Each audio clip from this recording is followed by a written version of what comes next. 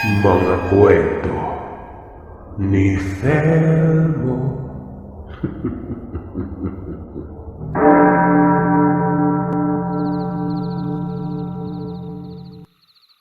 Sa mundo, may bagay at pangyayari na hindi kayang ipaliwanag ng siyensya. Lalo na sa mga lugar na hindi naman kayang maabot ng teknolohiya. Sa mga lugar na malayo sa sibilisasyon. Lugar na inaakala ng iilan. Hindi umiiral. Mapagpalang araw sa iyo, Sir Seth, at sa mga kagiliw na tagapakinig. Ako si Jody. At ang ibabahagi kong karanasan sa inyo ay ang karanasan ng aking tatay nung kanyang kabataan. Para sa mas malinaw na pagsasalaysay ng karanasang ito, isusulat ko ito sa katauhan ng aking ama. Nakatira kami sa bulubunduking bahagi ng Ibahay Aklan. Dekada 50, paghahabi ng abaka ang aming trabaho. 10 taong gulang ako nang nagsimula akong tumulong sa aking ama. Meron akong 2 kapatid. Ang sumunod sa akin ay si Mitang at ang bunso naman ay si Salvador. 3 kami at puro kami lalaki. Dahil sa hirap ng buhay kung kaya't bata pa lamang kaming magkakapatid ay nasanay na kami sa trabaho. Minsan ay sumasama ako kay tatay sa gubat para mangaso.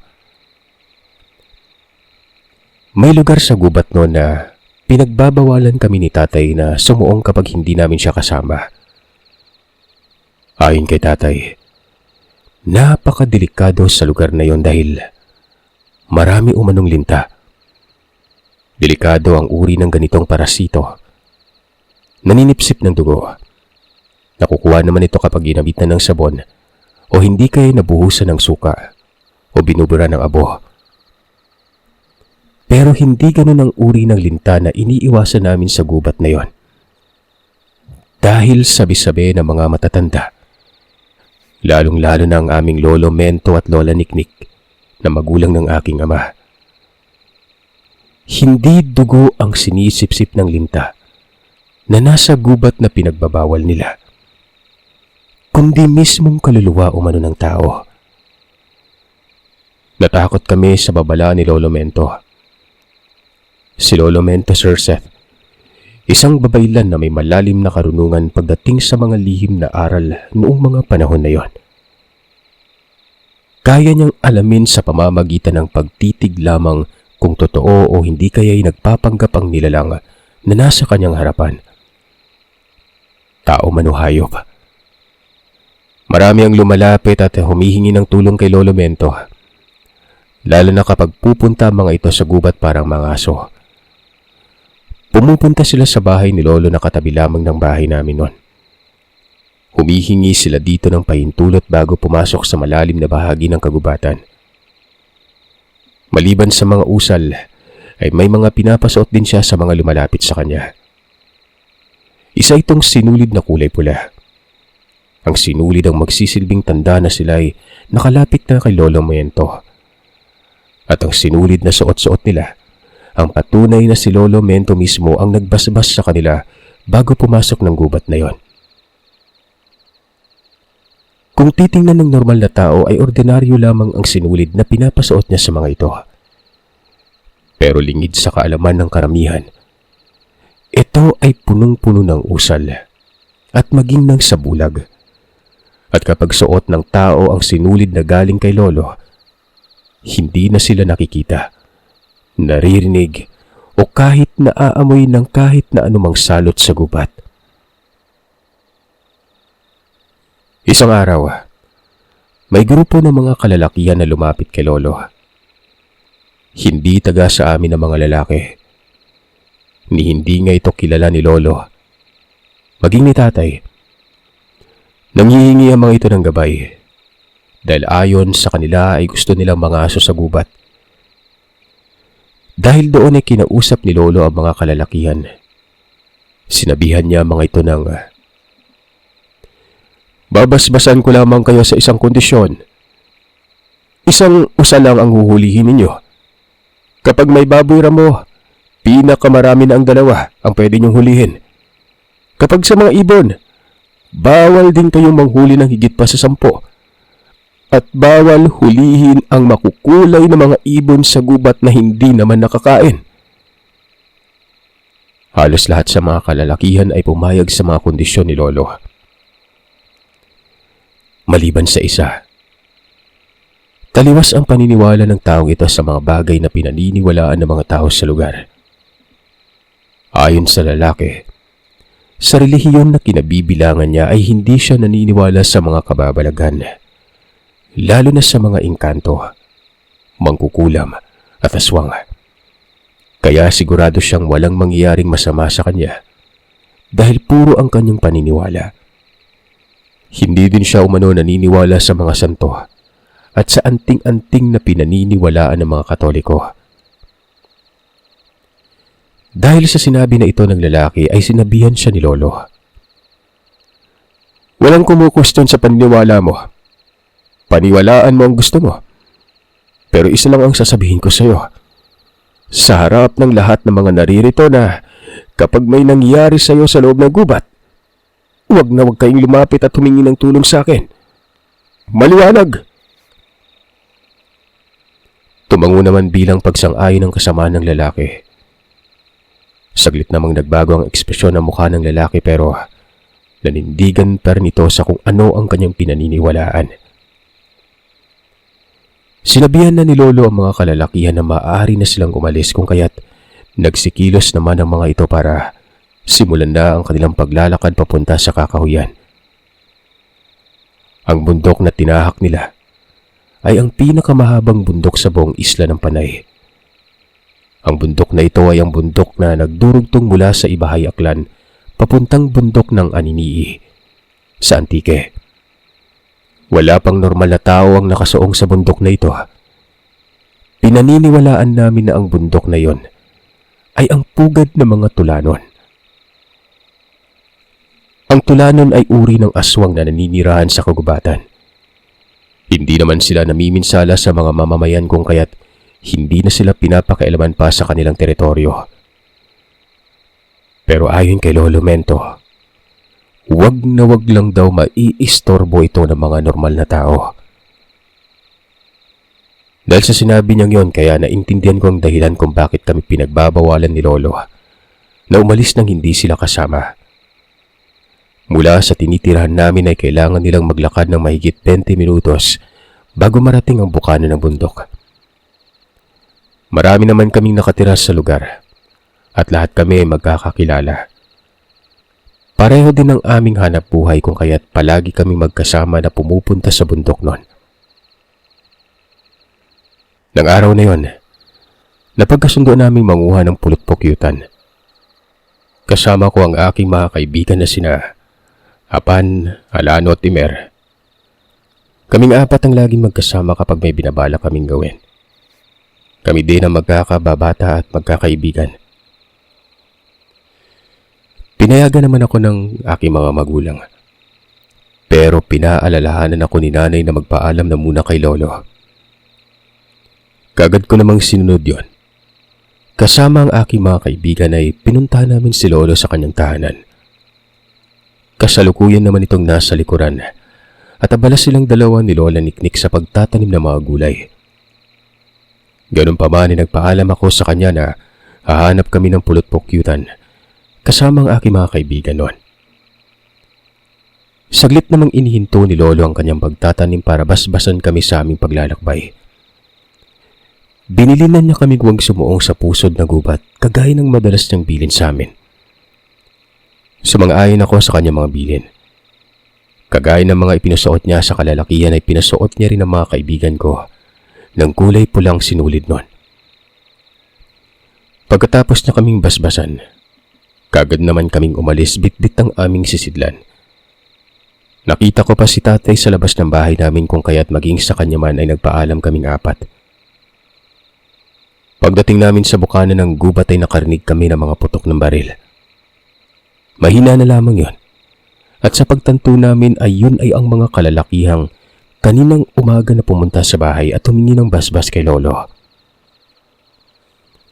Nang makapasok na kami sa gubat at naghanap ng pulot nun, narinig namin ang mga sigawan ng mga kalalakihan na ito na tila ba nagkakasiyahan. Dahil sa aming mga naririnig, napabuntong hininga na lamang kami at napasabi ng mga wala talagang respeto sa kalikasan. Nagpatuloy kami sa aming paghahanap ng pulot-pukyutan. May nakita naman kami kung kaya't ganoon na lamang ang saya naming apat. Hindi lamang pulot-pukyutan ang sadya namin sa lugar. Kukuha na rin kami ng orkidyas na nabubuhay sa gubat para ibenta. Masaya kami dahil marami kaming nakuhang pulot-pukyutan nun. Kung kaya't ang orkidyas na naman ang aming inakyat sa puno. Sinigurado naming saktong pambenta ang aming nakuha. Ganun pa man, ay siniguro namin na tama lamang ang aming nakuha nun. Hindi kami kumukuha ng sobra-sobra at kapag hindi nabili ay masasayang lang. Nasa 4 na klase ang orkidyas ang aming nakuha at tig-2 pa kaming 4 kung kaya't nagpasya na kaming umuwi na. Patuloy pa rin ang pagdinig namin ng mga tawanan habang papalabas kami ng kakahuyan. Kung kaya't napapailing na lamang kami nun. At bago pa man kami tuluyang nakalabas ng gubat, bigla na lamang umihip ang medyo may kalakasang hangin. Kasabay ng pagkaamoy namin ng nakakasulasok na mabahong amoy nun. Sa uri ng amoy nito, alam namin na malayo sa kinaroroon na namin ang pinanggalingan nun. Pero sa mga kagaya namin na kabisado ng iba't ibang uri ng samyo na nasa lugar namin, alam namin na may kakaiba ng nagbabadya na mangyayari sa paligid. Kung kaya't nagmadali na kami sa paglabas sa kagubatan. Naging tahimik naman ang lugar habang papalabas kami nun. Pagdating sa bahay, dali-dali naming dinala sa bahay ni Lolo Mento ang aming mga nakuha.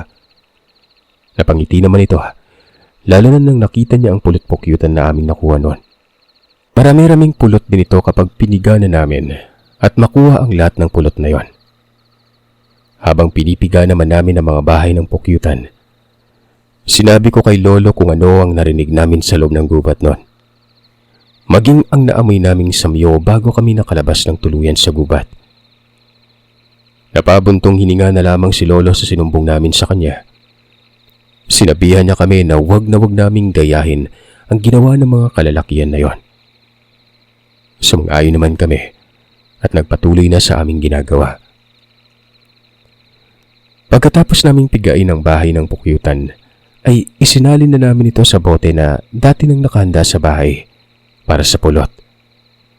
Pagkatapos naming masalin sa bote ang pulot, kumain na muna kami ng tanghalian. Napag-usapan namin na kinabukasan na namin ilalako ang pulot at mga orkidyas sa bayan. Sinabi naman ni tatay na sasamahan niya kami. Kailangan din niyang ibenta mga naipon na naming abaka. Natuwa naman kami magkakaibigan. May matanda kasi kami makakasama noon. Mula sa amin ay kailangan naming tumawid sa 3 ilog. At ang panghuling ilog na kailangan naming tawirin ay kailangan pa naming sumakay ng balsa. Malawak ang ilog na ito. Hindi kalkulado ang rumaragas ang agos ng tubig. Kaya delikadong tumawid dito. Lalo na kung wala kaming kasamang matanda nun. Kinahapunan ay sinabihan ako ni tatay na magbunot ng mga kamoting kahoy sa likurang bahagi ng bahay. Idadagdag namin sa mga kalakal na dadalhin namin sa bayan nun. Habang bumubunot ako ng mga kamoting kahoy, nakita ko si Lolo na nasa kabilang bahagi ng taniman. Abala ito sa pagtatanim ng tanglad. Pinapanood ko lang si Lolo habang nagtatanim nun. Ang buong akala ko hindi niya ako napapansin nang biglang sinabihan niya ako ng "Gawin mo na kung anong pakay mong gawin para mabilis ka nang matapos diyan." Napakamot na lamang ako sa batok. Ipinagpatuloy ng aking ginagawa. Pagkatapos kong magbunot ng kamoting kahoy ay nilinis ko na ito at pinasok na sa bayong nagawa sa sako. Ganun na rin ang mga pulot-pukyutan at ang mga orkidyas na ibibenta namin sa bayan. Kinagabihan ay maaga pa kaming kumain ng hapunan dahil sa kailangan naming magising ng 3:00 ng umaga para simulan ng paglalakad. Nang sa ganoon ay makakarating kami sa bayan bago pa man mag-alas 7 ng umaga. Habang nakahiga na kami para matulog, nakarinig ako ng mga sigawan. Para bang mga humihingi ng tulong. At ang boses ng mga taong yon, pamilyar. Kung hindi ako nagkakamali, ito ang boses ng mga kalalakihan na lumapit kay Lolo Mento para magpabindisyon. Ilang sandali pa ay narinig na namin ng mga ito na tinatawag ang pangalan ni Lolo. Maya-maya, narinig namin si Lolo na nagbukas ng pintuan. Narinig pa namin ang pagsilapitan ng mga kalalakihan nun. At ang huli naming narinig ay ang pagsarado ng pintuan. Hindi ko naman alam kung ano ang susunod na nangyari dahil sa kaagad na akong nakatulog. Kinabukasan, mag-aalas 3 ng umaga nang ginising ako ni nanay. Habang si tatay naman ay nasa lamesa na nagkakape. Nakikape na rin ako bago naglinis ng mukha at nagpalit ng damit pang alis nun. Sakto lang na natapos na akong magkape. Tumawag ang 3 kong kaibigan. Nagpaalam na kami kay nanay na aalis na kami. Habang naglalakad kami palabas ng bakuran ay narinig namin ang pagtawag ni Lolo nun. Yun pala, makikisabay sa amin sa pagbaba sa patag ang mga kalalakihan na humingi ng tulong kay Lolo. Hinayaan naman namin sila makisabay sa amin. Mabuti nga yun at marami kami maglalakad pababa ng bundok. Dahil sa madaling araw pa noon. Madilim pa. May nararamdaman akong bigat sa paligid. Sa paglalakad naman ay hinayaan namin ng mga kalalakihan ang mauna noon. Pero kakaibang nakita ko sa lalaki na hindi nabigyan ni Lolo ng sinulid na pula. Oo, at naglalakad ito at nakasunod sa mga kaibigan niya. Pero tahimik ito at hindi umiimik. At sa tuwing maiilawan ito ng dala naming sulo, nakapagtatakang wala itong anino. Para bang naglalakad ito ng walang kaluluwa. Gusto ko mang sabihin ang nakita ko kay tatay ay hindi ko magawa. Maliban sa natatakot ako sa naiisip ko, ayaw kong matawag pa kaming baliw dahil lamang sa nakikita ko noon. Kaya hinayaan ko na lamang ito. Maayos naman kaming nakatawid sa 3 ilog. Nang nakarating na kami sa patag ay sumunod din naman ang lalaki na nakita ko na walang anino. Samantalang kami naman ay nagpatuloy na sa paglalakad papunta ng bayan. Habang naglalakad noon, sinasabayan na rin namin ang paglalako ng aming paninda. Naging maayos naman ang aming paglalako dahil sa mabilis itong naubos. Kagad naman kaming namili ng aming mga pangangailangan sa bahay. Pagkatapos namin makapamili, dali-dali na kaming umuwi kasama ang aking mga kaibigan. Pagdating namin sa bahay, nasa bakuran naman si Lolo Mento at Lola Niknik nun. May kausap sila mag-asawa na may dalang bata at sa itsura ng mga ito ay labis itong nag-aalala para sa kanilang anak. Lumapit ako kina Lola at Lolo para magmano. Samantalang ang mga kapatid ko naman ay sinalubong kami ni tatay para kunin ang aming mga pinamili. Hindi nagtagal ay umalis din ang mag-anak. Nagamot na ni Lolo ang kanilang anak kung kaya't kailangan na ng bata na makapagpahinga ng maayos noon. Habang si Lolo naman ay pumasok sa bahay namin, nakipag-usap kay tatay. At dahil sa pag sila nag-uusap habang nagkakape kung kaya't naririnig ko ang kanilang usapan. Tinanong ni tatay si Lolo kung ano ang nangyari sa kalalakihan na sumabay sa amin pabalik sa patag noon. Dito ay sinabi ni Lolo na nalulungkot siya sa nangyari sa isa sa mga kalalakihan na yon. Ayon sa kanya, sigurado siyang napasukan na ito ng linta na kumakain umano ng kaluluwa. Dahil doon ay naalala ko ang lalaki na walang suot na sinulid na pula. Nakisali na ako sa usapan noon at sinabi ko kay Lolo ang nakita ko sa lalaking ito. Yun ba yung lalaki na hindi naniniwala sa'yo, Lo? Kasi sa kanya ko lang naramdaman yung mabigat kanina eh.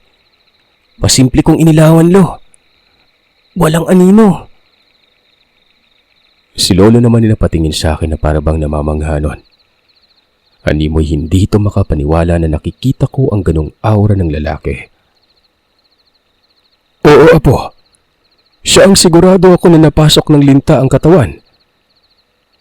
Sinabi din ni Lolo na wala na siyang magagawa pa sa kalagayan ng lalaking yon. Sinabi niya rin na may marka rin ng aswang ang mga lalaki pero madali niya lang itong natanggal.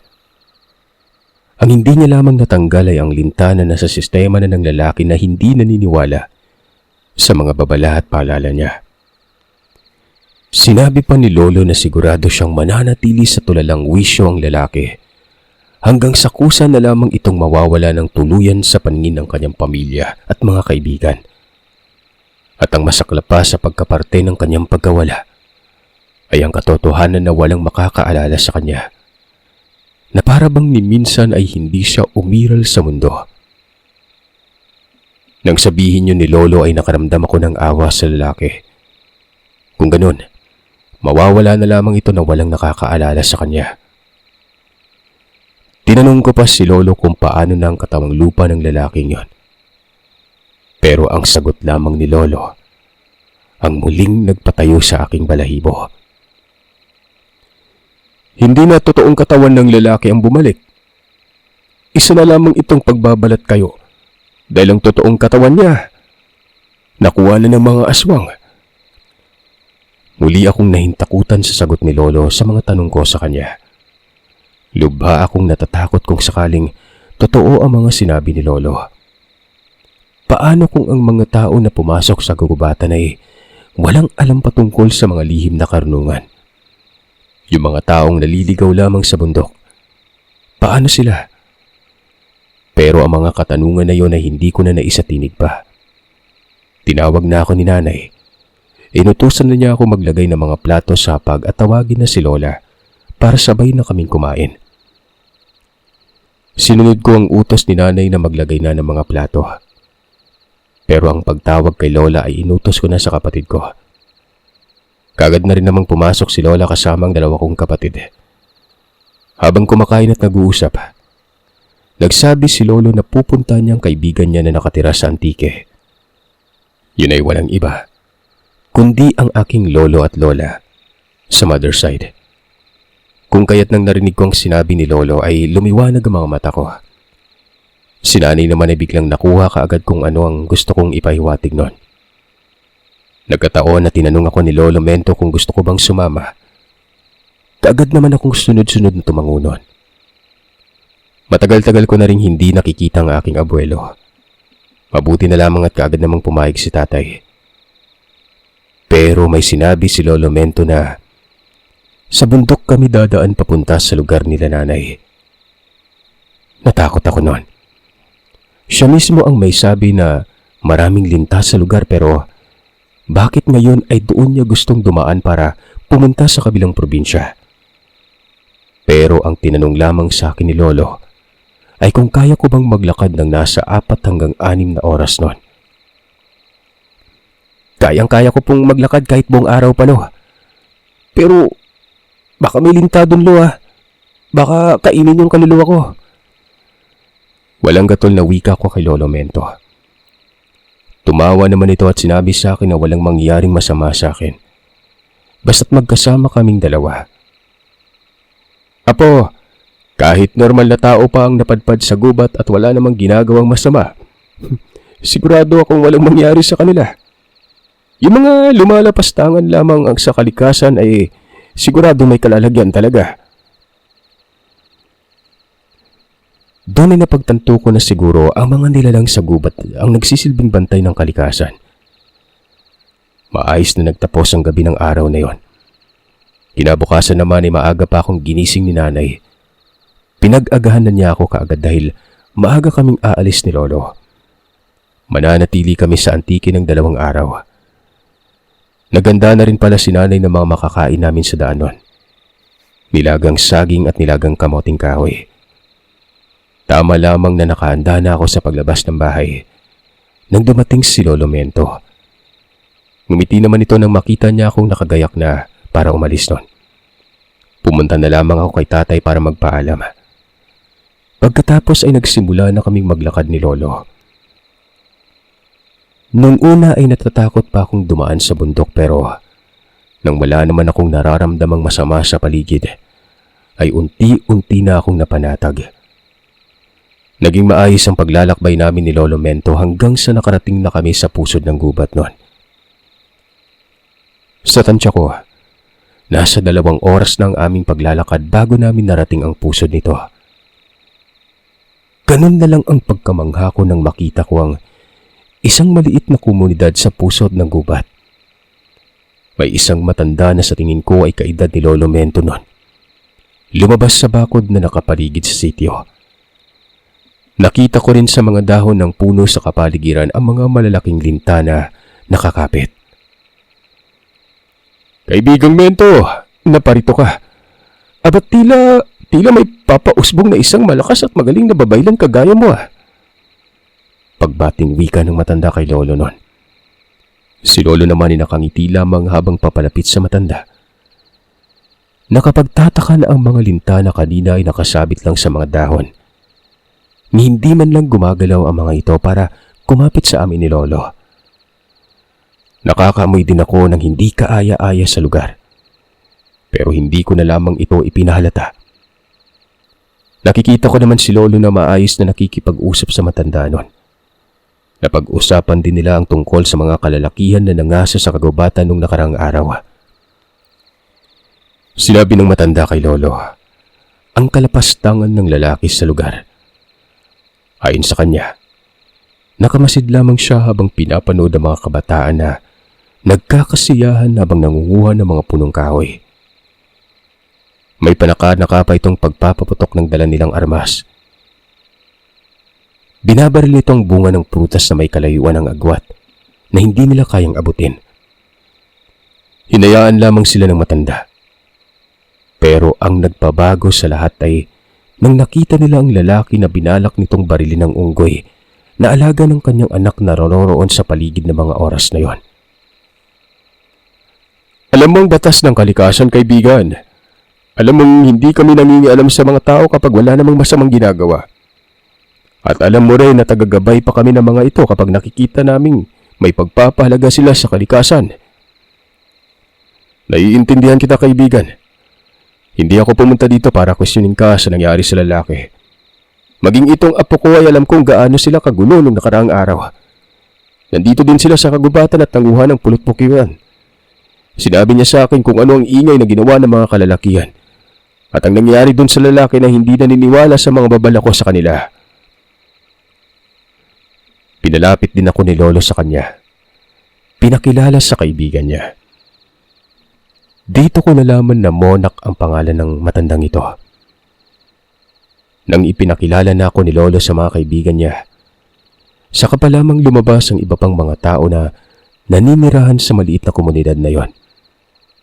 Binati kami ng mga ito. Inanyayahan pang tumuloy sa kanilang kubo. Pinaunlakan naman ni Lolo na pumasok kami sa kanilang bakuran sa kabila ng maasim na amoy na naaamoy ko sa paligid noon. Pero habang nananatili kami sa lugar, unting-unti nang nawawala sa pangamoy ko ang maasim na amoy na ito. Pero nagulat na lamang ako nang sinabi ni Lolo na dito na muna kami sa city mananatili. Sinabi ni Lolo na ramdam niya na may mangyayaring hindi maganda mamayang gabi sa mismong loob ng gubat noon. Gusto niyang masaksihan ko umano kung paano lapastanganin ng mga tao ang kalikasan noon. At gusto niya ring makita ko kung paano ito ipagtanggol ng mga kaibigan niyang mga nilalang na kung tawagin ay tulanon. Hindi naman ako nakaramdam ng pagtutol. Pagkos ay gusto ko nang makita kung ano ang kanilang gagawin. Ganun pa man, pinagdasal ko na sana ay walang masamang gagawin ng mga tao na pupunta sa lugar dahil ayoko din namang makakita ng karahasan. Pinakilala sa akin ni Lolo Monak ang kanyang apo na nagngangalang Emer noon. Magkasing edad lamang kami at kagaya ng kanyang lolo ay may maamo din itong itsura at may magaan na aura. Sa maikling sandali ay nagsundo kami ni Emer at bago magtanghalian ay niyaya niya ako na mangaso ng baboy ramo. Nagpaalam ako kay Lolo Mento at hindi siya nagdalawang isip na payagan ako kaagad noon.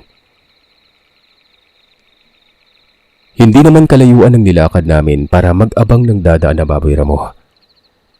Nasa islang minuto lang kaming naghintay ng sinenyasan ako ni Emer na manahimik. Pinanood ko lang siya sa kanyang ginagawa. Nakita ko na paparating ang baboy at nagulat ako na bigla na lamang tinalunan ni Emer ang baboy na yon. Walang kahirap-hirap niyang binali ang leeg nito. Nakaagad na nawala ng hininga. Nagulat ako sa kanyang ginawa. Ganun pa man ay namangha din ako. Matapos asikasuhin yung nahuli, babalik na sana kami sa sityo nang may narinig kaming putok ng baril. Doon ko nakita ang biglang pagbaga ng mga mata ni Emer. Umangil din ito sa kung saan nanggaling ang putok ng baril na yon. Lalo na noong nagsipulasan ang mga ibon na ipinagbabawal ni Lolo Mento na hulihin. Kasabay ng reaksyon ni Emer ay ang pagpulasan ng mga linta sa paligid nun. Nanayo ang balahibo ko nang nakita ko kung gaano karami ang mga lintang ito. Halos ayaw kong gumalaw sa kinatatayuan ko. Hindi naman ako iniiwan ni Emer habang hawak niya pa rin ang baboy. Ilang saglit lang lumipas ay si Lolo Mento na at si Lolo Monak ang dumating. Kasama nilang iba pang mga naninirahan sa sityo. Muli silang nakarinig ng mga putok at muling nagpulasa ng mga makukulay na ibon na ipinagbabawalang hulihin. Hindi naman nilapitan nila Lolo Monak at iba pang mga naninirahan sa sityong lugar kung saan ang namamaril ng ibon. Pero naririnig ko ang pag-oorasyon ni Lolo Monak noon. At kasabay ng bawat orasyon ay ang mabilis na galaw ng linta na aakalain mong may sariling isip. Wala pang 5 minuto ang mabilis na paggalaw ng mga linta. Nakita na namin ang mga tao na sumisigaw habang lumalapit sa amin at humihingi ng saklolo. Hindi ko inaasahan na aktwal kong makikita kung paano pumasok ang linta sa bunganga, ilong at tenga ng 3 kalalakihan. Wala din sa sarili ang mga ito na kusa na lamang naglakad papunta sa loob ng maliit na komunidad ng mga aswang na tulanon. Animoy may sariling desisyon ng mga kalalakihan na dumiretso na sa likurang bahagi ng mga kubo. Hindi ako nakapagsalita sa sobrang gulat, takot at pagkamangha sa mga nasaksihan ko ng mga araw na yon. Ang buong akala ko ay naglalakad lang kami ni Lolo papuntang Aniniye. Ni sa guni-guni ay hindi ko inakala na makakakita ako ng aktwal na itsura ng linta na kumakain ng kaluluwa. Natakot ako pero tinapik ako ni Emer. Sinabi niyang alaga nila mga linta at sadyang sa kakahuyan nilagay ang mga ito para naman makita din ng iba na ang linta ay hindi lamang sa tubig, kundi pati na rin sa bundok. Pagbalik namin sa sitio ay tinanong ni Lolo Monak si Lolo kung manonood kami kung paano nila katay ng mga ito pero humindi na si Lolo. Kailangan na kasi naming magpatuloy sa paglalakad. Baka maabutan kami ng gabi sa daan. Naintindihan nila kami. Hindi naman sila galit na malis na kami ni tatay sa lugar. Halos magtatakip silim na makarating kami sa bahay ng aking abuelo at abuela. Nagulat naman ang mga ito nang nakita nila kami ni Lolo. Nagkwento naman itong si Lolo sa mga abuelo at abuela ko. Kinuwento din ni Lolo sa kanila kung anong posibleng mangyari sa mga kalalakihan. Wala naman kaming masyadong ginawa sa lugar nila Lolo at Lola. Kinumusta din ng mga ito sila mama at iba ko pa mga kapatid. Pagkatapos ng 2 araw ay nagdesisyon si Lolo Mento na muli na kaming bumalik sa lugar kung saan kami nakatira. Pero sa pag-uwi namin sa ibahay, ay dumaan na kami ng kalsada. Marami kasi ang pinadalang isda ni na Lolo at Lola noon. Ang mga nasaksihan ko sa sityo ng mga talunanon ay nagbigay sa akin ng leksyon para mas maintindihan ko pa kung para saan ang ginagawang pagbabawal ni Lolo Mento sa mga namumundok at walang pakundangan kung makasira ng kalikasan. Maayos naman kaming nakauwi ni Lolo Mento sa bahay at paminsan-minsan ay dinadalaw ako ni Emer.